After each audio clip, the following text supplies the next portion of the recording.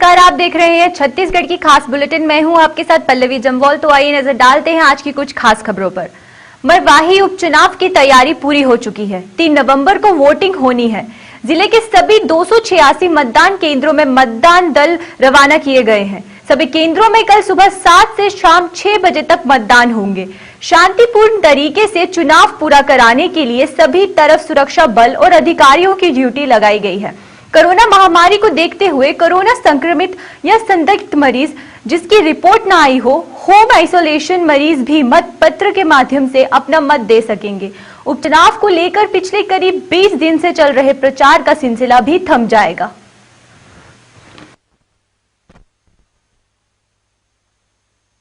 आज हम लोगों ने 146 मतदान केंद्रों के लिए सामग्री वितरण कर दल को रवाना करना आरंभ किया है। कल हम लोग 140 मतदान केंद्रों में सामग्री के साथ अधिकारियों को भेजेंगे। चूंकि कोरोना का समय है, संक्रमित न हो अधिकारी कर्मचारी, इसलिए हम लोगों ने ये व्यवस्था रखी हुई है। साथ ही सभी जो हमारे मतदान अधिकारी हैं, पुलिस के अधिकारी हैं जो मतदान केंद्र में ड्यूटी करेंगे, उनके लिए मास्क, सैनिटाइजर, ग्लव्स की व्यवस्था हम लोगों ने किया है। जितने भी मतदाता हैं सभी को ग्लव्स और सैनिटाइजर उपलब्ध कराया जाएगा मतदान करने के लिए जिस समय जाएंगे। और जो हमारे 126 संवेदनशील केंद्र जिनको हम लोगों ने चिन्हांकित करके रखा है, वहाँ पे हाफ सेक्शन फोर्स, दूसरा वेबकास्टिंग वहाँ पे चुनिंदा मतदान केंद्रों में करेंगे। माइक्रो ऑब्जर्वर की नियुक्ति हम लोग करेंगे। विशेष ध्यान हम 126 मतदान केंद्रों पर जरूर रखेंगे। इसके साथ साथ पर्याप्त संख्या में पुलिस बल भी यहाँ पे डिप्लॉयमेंट किया जा रहा है ताकि शांति व्यवस्था रहे। और जैसा कि पता है आपको कि आज शाम 6 बजे के बाद प्रचार प्रसार का समय खत्म हो जाएगा। प्रचार प्रसार का समय खत्म हो जाएगा तो सभी राजनीतिक दलों को और अभ्यर्थियों को बैठक लेकर बताया गया है कि मरवाही विधानसभा से बाहर के जो भी लोग हैं जो प्रचार प्रसार के लिए या इस प्रकार के काम के लिए आए हैं तो उनको विधानसभा क्षेत्र से बाहर जाना होगा। उनको निर्देशित किया गया है कि ऐसे लोग विधानसभा क्षेत्र के बाहर चले जाएं और शाम 6 बजे के बाद इसमें जांच पड़ताल की जाएगी। लोगों को चेक किया जाएगा, बाहर के लोग कहीं मरवाही विधानसभा क्षेत्र में तो नहीं है, और आवश्यक व्यवस्था सुनिश्चित की जाएगी। बड़ी संख्या में पुलिस बल और मजिस्ट्रेट को डिप्यूट किया जाएगा इस काम के लिए। पूरी तैयारियाँ हैं। सर, जो कोविड प्रभावित लोग हैं, जो होम क्वारंटाइन हैं या फिर प्रशासन की निगरानी में है, हॉस्पिटल में है, उनके लिए मतदान की किस प्रकार की व्यवस्था रहेगी? आयोग ने के तरफ से निर्देश है कि ऐसे लोग भी मतदान से वंचित ना हो, ये व्यवस्था सुनिश्चित करने के निर्देश हैं। हमारे यहाँ लगभग कल फाइनल फिगर हम लोग लेंगे, लगभग 25 लोग ऐसे हैं जो संक्रमित हैं और जिनको मतदान दिवस के अंतिम घंटे में अर्थात 5 से 6 बजे के बीच उनको स्वास्थ्य कर्मचारियों के साथ उनको वहाँ पे भेजा जाएगा, प्रॉपर पीपी किट और ग्लव्स, मास्क इत्यादि के साथ। और वहाँ पर सबसे अंत में उनको वोट करवाने की तैयारी हम लोगों ने करके रखी हुई है। यानी मतदान से वंचित ना हो, ऐसी तमाम व्यवस्था की गई। इसके पहले भी पता होगा कि जिन लोग इसके पूर्व जो कोविड से संक्रमित थे उनको भी एक अवसर दिया गया था, घर में जाकर उनसे वोटिंग करवाया गया था पोस्टल बैलेट के माध्यम से। इस प्रकार की चीज़ें थी। अभी भी पूरी तैयारी है कि कोई भी व्यक्ति जो मतदाता है वो वंचित नहीं होंगे कोविड संक्रमित में। मरवाही उपचुनाव को लेकर मध्य प्रदेश और छत्तीसगढ़ की सीमा पर स्थित मतदान केंद्रों को लेकर विशेष सावधानी बरती जा रही है। जहां 12 चेक पोस्ट बनाए गए हैं तो वहीं उड़न दस्ता दलों को भी तैनात किया गया है।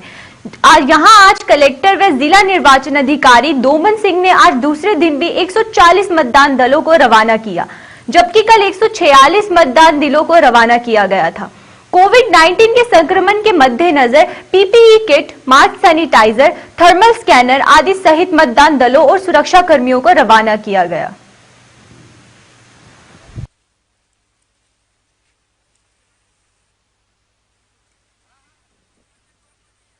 कोविड-19 के संक्रमण का फैलाव से बचने के लिए सभी मतदाताओं के लिए भी और सभी मतदान अधिकारियों के लिए भी एक तो हम लोगों ने 2 दिनों में हमने सामग्री वितरण का कार्यक्रम रखा है ताकि भीड़ कम हो, लोगों का जमावड़ा कम रहे। दूसरा, सभी के लिए सैनिटाइजर, मास्क, ग्लव्स की व्यवस्था की गई है। मतदान अधिकारी कर्मचारी, पुलिस के अधिकारी कर्मचारी, साथ ही साथ मतदाताओं के लिए। इंटर स्टेट में क्या अतिरिक्त एहतियात करते हैं? हमारे 12 हम लोग चेक पोस्ट बना के रखे हुए हैं जो जिसमें अंतर्राज्यीय बॉर्डर की सीमा है, जिसमें भी लास्ट 48 घंटे में हम लोगों ने चौकसी को बढ़ाया है और तेजी लाया है ताकि कोई अप्रिय स्थिति निर्मित ना हो, और इस प्रकार कोई भी अगर प्रकरण दिखे तो हम लोग उसमें कड़ी कार्रवाई करें। राज्य सरकार ने धान खरीदी की तारीख का ऐलान कर दिया है। 1 नवंबर से प्रदेश में धान की खरीदी होगी। आज मंत्रिमंडलीय उपस्थिति की बैठक में इस बात का निर्णय लिया गया। आज खाद्य मंत्री अमरजीत भगत की अध्यक्षता में बैठक आयोजित की गई। बैठक में धान खरीदी की तैयारी की समीक्षा के साथ साथ बारदाने की उपलब्धता और समर्थन मूल्यों पर खरीदी की कार्य योजनाओं को लेकर चर्चा की गई। कैबिनेट मोहम्मद अकबर ने बताया कि छत्तीसगढ़ में धान की खरीदी 1 दिसंबर से की जाएगी। केंद्र सरकार के द्वारा निर्धारित समर्थन मूल्य पर धान की खरीदी की जाएगी। और अन्य जो निर्देश हैं प्रारंभिक तैयारी के बारे में वो जारी किए जा चुके हैं। इस बार जो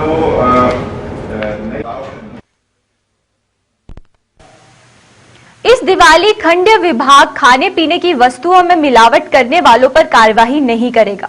खाद्य मंत्री अमरजीत भगत ने एक बयान में कहा कि केंद्र सरकार ने आवश्यक वस्तु अधिनियम में जो बदलाव कर दिए हैं, इसकी वजह से राज्य सरकार मिलावटखोरों पर किसी भी तरह की कार्यवाही नहीं कर सकता।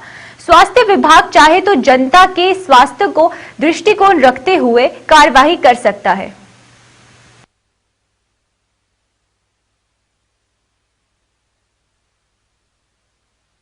सेंट्रल गवर्नमेंट के द्वारा कमोडिटी एक्ट में जो परिवर्तन लाया गया है आवश्यक वस्तु अधिनियम का, उसके तहत बहुत सारे जो हमारे अधिकार हैं वो केंद्र सरकार के अधीन है, और जब तक केंद्र सरकार उसमें हमको कोई निर्देश नहीं देता उस पर कोई भी डायरेक्ट कार्रवाई करने का हमारे पास अभी लीगल अथॉरिटी नहीं है। नकली मिठाइयों का भी जिक्र किया गया, वो स्वास्थ्य विभाग के अधीन आता है, उसमें कंट्रोल करने का, उसका निरीक्षण करने का, इसलिए वो स्वास्थ्य विभाग उसको देखेगा।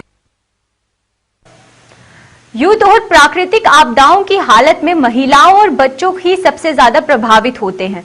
भारत में लंबे लॉकडाउन की वजह से महिलाओं पर दबाव है, तो सूरजपुर जिले की शक्ति महिला समूह की महिलाओं के लिए ये महामारी आर्थिक संकट का सबब बन गई है। जिला प्रशासन के प्रयासों से लाखों रुपए की लागत से निर्मित केज कल्चर सहित वोटिंग एवं फ्लोटिंग रेस्टोरेंट के रूप में विकसित पर्यटन केंद्र का निर्माण कराया गया था। वहीं कोरोना संक्रमण के मद्देनजर 17 मार्च से कंटेनमेंट जोन घोषित कर फ्लोटिंग रेस्टोरेंट सहित बोटिंग का कार्य बंद कर दिया गया, जिससे समूह की महिलाओं के सामने आर्थिक संकट की स्थिति निर्मित हो गई है। महिलाओं ने जिला प्रशासन से मांग की है कि कोरोना काल में जब सभी तरह के व्यवसाय की शुरुआत हो गई है, तो होटल, रेस्टोरेंट सहित अन्य व्यवसाय प्रतिष्ठानों को भी खोल दिया जाए।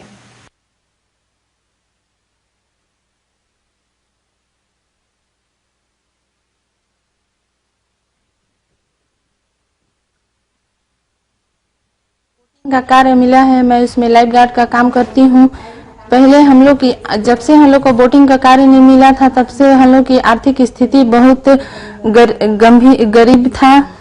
जब से हम लोग को बोटिंग का कार्य मिला है, तब से इसमें वेतन मिलना चालू हुआ है, तब से हम लोग की आर्थिक स्थिति धीरे धीरे सुधरने लगा था। कोरोना वायरस बीमारी आया है, तब से लॉकडाउन लगा है, तब से हम लोग की आर्थिक स्थिति खराब है।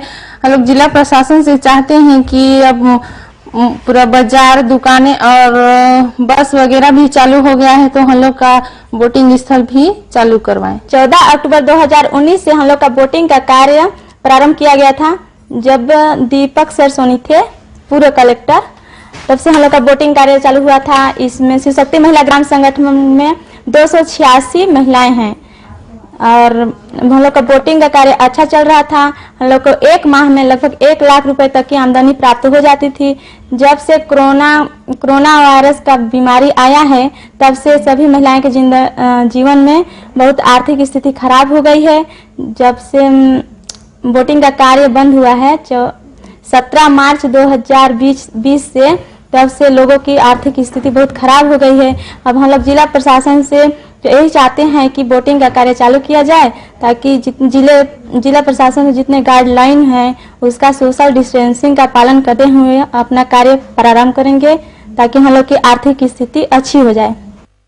विधायक एवं सांसदीय सचिव विकास उपनिध्याय आज सरकार द्वारा शहरी स्लम स्वास्थ्य योजना अंतर्गत हॉस्पिटल में लेबोरेटरी बस की योजना को अपने क्षेत्र में आम जनता तक पहुंचाने के लिए स्वयं बस को चलाते हुए विभिन्न वार्डों में पहुंचकर इस मोबाइल मेडिकल यूनिट में मिलने वाली सुविधाओं का प्रचार प्रसार किया।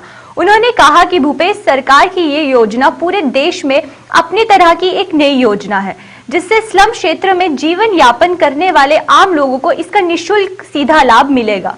भूपेश सरकार निचले स्तर पर जीवन यापन करने वालों को प्राथमिकता के साथ सरकार की योजनाओं में सम्मिलित करने के लिए वचनबद्ध है। यही वजह है कि बस के माध्यम से मोबाइल मेडिकल यूनिट की शुरुआत की गई।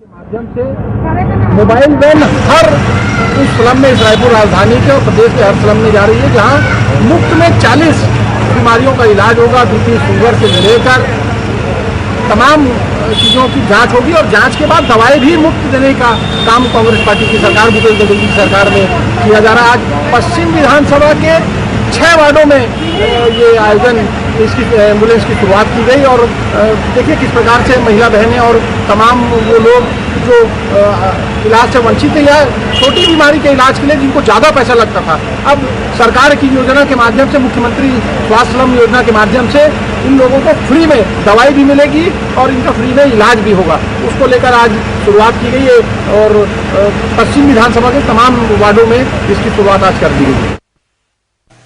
छत्तीसगढ़ सरकार 1 दिसंबर से धान खरीदी करने का फैसला ले लिया है। इस फैसले के बाद पूर्व मंत्री बृजमोहन अग्रवाल ने सरकार पर किसानों के साथ वादा खिलाफी करने का आरोप लगाया है। बृजमोहन अग्रवाल ने कहा है कि सरकार किसानों के साथ अन्याय कर रही है। उन्होंने कहा कि भारतीय जनता पार्टी पहले दिन से ही ये मांग कर रही थी कि 1 नवंबर से धान खरीदी हो, लेकिन अब खरीदी करके किसानों के लिए न्याय नहीं कर रहे बल्कि अन्याय कर रहे हैं। बृजमोहन अग्रवाल ने कहा कि सरकार अपने वादे को पूरा नहीं कर पा रही है।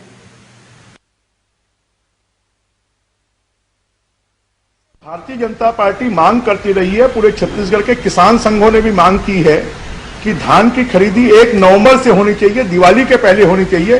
दिवाली के पहले किसानों के जेब में पैसा आए, वो दिवाली ठीक तरीके से मना पाए। तो 1 दिसंबर से धान की खरीदी कर कोई वो किसानों के साथ में न्याय नहीं कर रहे हैं, अन्याय कर रहे हैं। किसान धान कटाई शुरू हो गई है और किसानों का धान 1 महीने तक किसानों को संभाल कर रखना पड़ेगा। उनका अतिरिक्त खर्च होगा, उसमें सुखत आएगी, उसमें चोरी होगी, तो इसकी जिम्मेदारी कौन लेगा? तो ये जो 1 दिसंबर से धान खरीदी का जो निर्णय है, ये किसानों के हित में नहीं है, किसानों के अहित करने वाला है। देखिए, ये सरकार अपने वादों को पूरा नहीं कर पा रही है, हाँप रही है। धान खरीदी में तो इस सरकार की हालत पतली हो गई है और वो तरीके से टोकन देकर धान नहीं खरीदना, धान के गिरदावरी करवाना, धान के रकबे को काटना, मेड़ को काटना, पटवारी और अधिकारी को गांव-गांव में घुमा के किसानों का धान जब्त करना। तो ये, और साथ में जब 39 लाख कुंटल धान केंद्र सरकार चावल लेती थी, तब सरकार 80 लाख कुंटल धान खरीदती थी। जब सरकार ने, केंद्र ने 60 लाख टन चावल लेने वाले हैं, तो सरकार को 1 करोड़ टन धान खरीदना चाहिए और किसानों का 20 कुंटल धान खरीदना चाहिए। इस बात की मांग हमने की थी और 1 नवंबर से धान खरीदा जाए, इसकी बात हमने की थी। सरकार उसके ऊपर में कोई ध्यान नहीं दे रही। अब तक की बुलेटिन में फिलहाल इतना ही। मुझे दीजिए